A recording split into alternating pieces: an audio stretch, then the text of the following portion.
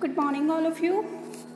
Today I am sending you the diagram of distribution of winds. See here, मैंने आपको ये जो tropics wise हैं, जो लैटिट्यूडनली जो विंड डिस्ट्रीब्यूशन है जिस तरह से हमारी अर्थ पर, उसको दिखाने की कोशिश करिए इस डायग्राम के थ्रू। आप इस डायग्राम में समझेंगे कि जो हमारा लैटिट्यूडनल डिस्ट्रीब्यूशन है विंड्स का वो किस तरह से, मूवमेंट किस तरह से विंड्स की। यहाँ पर आप देखेंगे ये एक ग्लोब बनाया हुआ है, ठीक है, जिसमें क्या है कि आपको एक दिखेगी 90 डिग्री नॉर्थ पोल है और 90 डिग्री साउथ पोल है, ठीक है। इनके बीचों बीच से एक 0 डिग्री की लाइन जा रही है, ठीक है, ये वाली। तो यहाँ पर आप देखेंगे इसे। इसके बाद में क्या है, इसके बाद में 5 डिग्री नॉर्थ और 5 डिग्री साउथ ITCZ है। ITCZ समझिए क्या है।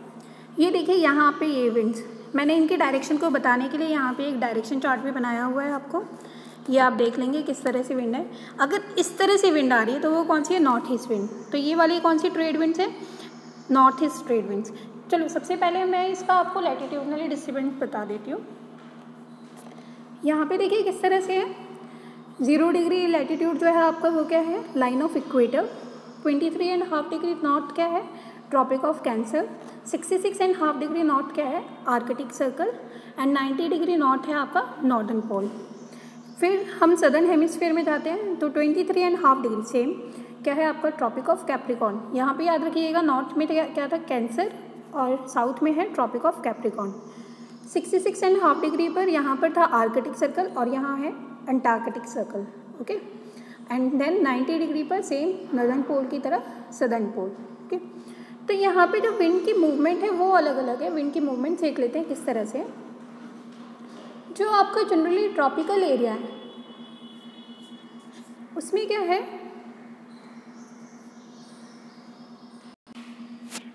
ओके। तो यहाँ पे देखिए डिस्ट्रीब्यूशन किस तरह से है।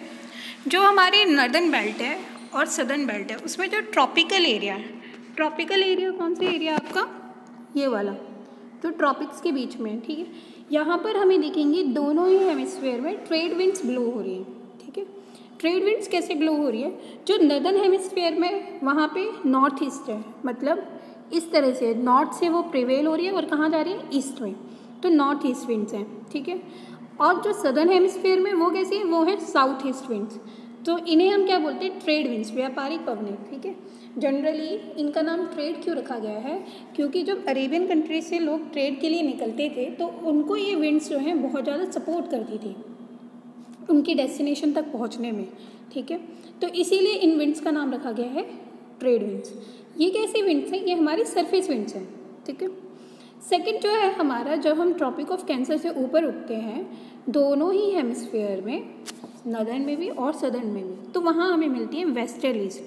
इनको बोलते हैं पछुआ पवनें, ठीक है, या फिर पश्चिमी विक्षोभ। जनरली जो हमें ठंड में बारिश मिलती है वो इन्हीं वेस्टर्लीज की वजह से, या फिर आपने बहुत बार सुना होगा वेस्टर्न डिस्टर्बेंसेस की वजह से मिलती है, ठीक है। तो ये है हमारी वेस्टर्लीज। तो आप देखोगे यहाँ पर भी हैं ये वेस्टर्लीज और यहाँ भी हैं ये वेस्टर्लीज। इनकी मूवमेंट देखिए वेस्ट डायरेक्शन से ही है, ठीक है। और जब हम इनसे ऊपर लैटिट्यूड पर जाते हैं, मतलब अपने अर्थ पे ही जब हाई लैटिट्यूड वाले एरिया पर जाते हैं तो वहाँ हमें क्या मिलती है, वहाँ हमें मिलती है पोलर ईस्टर्लीज। ये पोल्स हैं, ठीक है, ये वाला पोल है, ये भी पोल है, ठीक है। तो यहाँ पर जो हमें मिल रही है वो कैसी है, ये यहाँ पे देखिए, यहाँ पे जो ईस्टर्लीज थी वो कैसी थी, नॉर्थ ईस्ट इन वाले एरिया में, और यहाँ पर जो ईस्टर्लीज हैं वो कैसी हैं, पोलर ईस्टर्लीज, ठीक है, मतलब पोल्स पे चलने वाली ईस्टर्लीज। तो ये हमारी विंड्स का डिस्ट्रीब्यूशन है। आपको आज ये डायग्राम बना के रखना है, ठीक है। ये डायग्राम अगर आपको कहीं पे भी नहीं समझ में आए तो आप पूछ लेंगे, वरना कोशिश कीजिएगा वीडियो को 1 या 2 बार देखने की ताकि समझ में आए।